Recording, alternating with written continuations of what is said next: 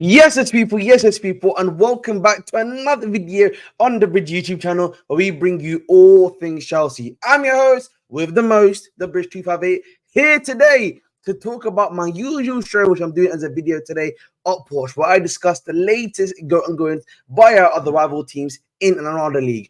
And really, I'm doing this right now at 7 o'clock, just as the United game has ended 10 to 15 minutes ago, and we're going to be discussing that. And that is, of course, Man United losing 3-0 to Tottenham Hotspur at Old Trafford. Let's discuss. And I have to say, first thing first, bro, Manchester United, boys and girls, yeah, there's really no other way to put it, as I'm going to put it, bro. These guys, they're in trouble. They are in deep trouble. They're like, when I watched that game today, boys, yeah, and I look at that starting lineup, bro, there was a lack of technical players in the team. You had guys like Rashford and Garnacho, which, to be fair, I could get the idea that maybe you're looking for Bruno Fernandes over the top ball, over the high line for Rashford and Garnacho, but then you've also got Xerxes there to maybe link up the play. The problem with United right now, bro, and I've said this before, there's like, I think 4 things, and this game really showed it to me.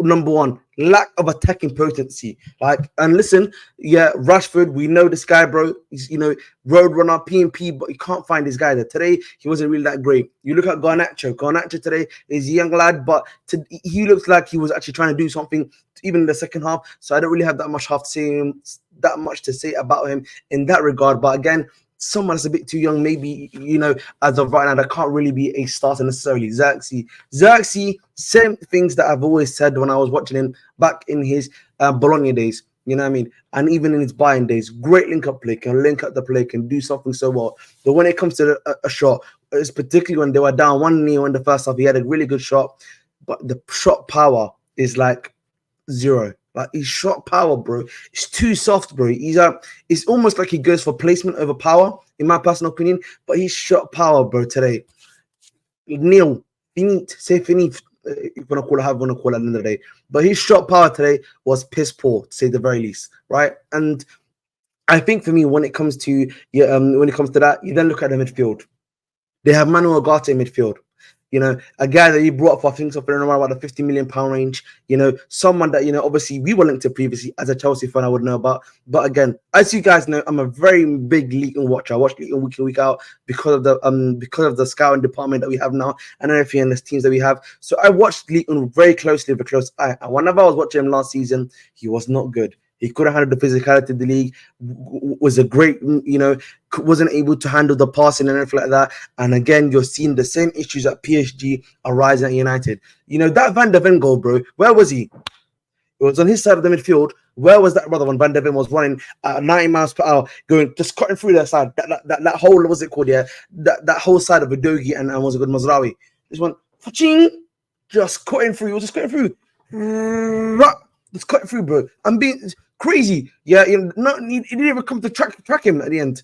Literally. You know what I'm saying to you? That is a big problem, bro. And then for me, obviously, you've then got Bruno Fernandes.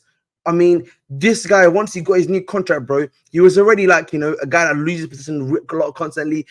At least he was some of a spark, I think, in the sense that he was able to every now and then hit that really good ball and score a goal for them when it was needed. But now, bro, he's lost his ability to score, lost his ability to cross, lost his ability to do that stuff that he used to do. Now he's just losing possession constantly. And then obviously the red card, I do think is quite a harsh red card in my personal opinion. I don't really necessarily would agree with that one to be a red card if that was a Chelsea player. But at the end of the day, bro, it kind of sums up his time this season at United, this season in particular, Bruno Fernandes. So again, you look at that, you then got, you then obviously look at Kobe Minu. Kobe Minu is a great example, by the way, yeah, of the insolence of Ten Hag. A guy that he brought in, he's basically running to the ground because he's the only one in the midfield that is doing the job that needs to be done to be able to get the job done for them in midfield, and now he's injured. You know what I mean? Not great looking manager, in my personal opinion, when it comes to Manuel Ugarte as well. So at least in that aspect, what I'm speaking about, yeah, those are like some of my major issues with them. And then I think for me, Ten Hag, yeah, I said this before. Ten Hag, yeah, no matter what United do as of right now, it's going to be the ultimate equalizer, like in terms of their downgrade. Now, do I think some of the players that are there are not good enough? 100%. Like, I would say that right now. Rashford, I don't think is good enough. Bruno Fernandes necessarily, I don't think in the short term, maybe you could say he's worth something, but in the medium to long term, no. Again, Ugarte, my personal opinion, no. Casemiro came on, no. Mason Mount, even though he's one of my form players and he played to a high level fast, it's looking like right now United is not going to reach that level either. And so he's another one I'm looking at. Is he necessarily going to be working and helping you? As of right now, I don't think so. Again, that's the issue that they have. They have so much. The issue is like there's like a major manager issue, and there's also a major player issue, right? And that combined is causing such a major hellish issue right now at Manchester United. And the thing that I think makes the situation at United worse is that, guys, the Tottenham team they faced was not even that good at attacking Tottenham. They didn't have Son Heung-min, basically the number one weapon, in attack. You know what I mean? Brennan Johnson obviously scored against them, which he started to come into form after that Brentford game. Solanke was able to get the third goal. And like Werner, bro, imagine if instead of Werner getting those chances, it was Son. That would have been a 5-0 drubbing. 6-0 drubbing. But it wasn't to be. But let's listen, even though we're a Chelsea fan, even though we're a Chelsea channel, we have to give some level of credit to Tottenham. They played their game again and played the game perfectly. And again, as I said before, sometimes, guys, you can only play what is in front of you. And what was in front of them today was a absolute garbage and rubbish United team. And I think right now, United, they're 4 points off relegation. They're not looking so good. They now go to Porto away. Tough fixture. Meridian Nation's there too. For those who don't know, Meridian Nation is there too. So we're going to be seeing what happens there, of course. And then, obviously, they then have Aston Villa. I think that's away, if I'm not mistaken at all, which is then means it's at Villa Park. My goodness me, guys, what I'm saying to you, like, that is a tough time, to be going to anyone. Let me just double check for you guys really quickly. But I do believe it's away, right? Yes, it is away at Villa Park, as I was saying. So yes, difficult time for United, but Spurs, they need this win, and they got the way that they need to do. They got the job done. So big up to me. I think big up to them. And we move on. Next one I want to talk about really is the Man City the Newcastle game. Obviously, they drew 1-1. So, early in the season, Man City obviously do drop points every now and then. But I feel like in this game, something that I've been really seeing, particularly with Man City, is the lack of impetus going in attack. And what I mean by that is that they're not attacking with the speed that they usually do, the speed of passing, the speed of play, particularly the attacking third, whether it be from Grealish, passing fast, or even any of their plays in and around the box that are passing fast. Obviously, Gundogan right now doesn't look like he's 100% range, if that makes sense, because of some of the chances that he did miss for them at the end of the day as well. Haaland as well. When he doesn't really get chances, he can't really provide that extra level that he might need in a Man City team as well. And I think also, obviously, not playing Foden may have harmed him as well. The loss of Rodri clearly is a big loss, but of course they were winning without Rodri at the beginning of the season. I just think right now it's just about finding a structure without Rodri and maybe making the use again as what Pep Guardiola is already trying to do with Kovacic to make that situation work. I have to give credit to Newcastle. They played really well. They really drove forward. They deserved the penalty and the goal, really, if you're being honest. And they did a good job at making stuff compact and really defending hard and well. And Man City. So you've got to give Newcastle credit it's due.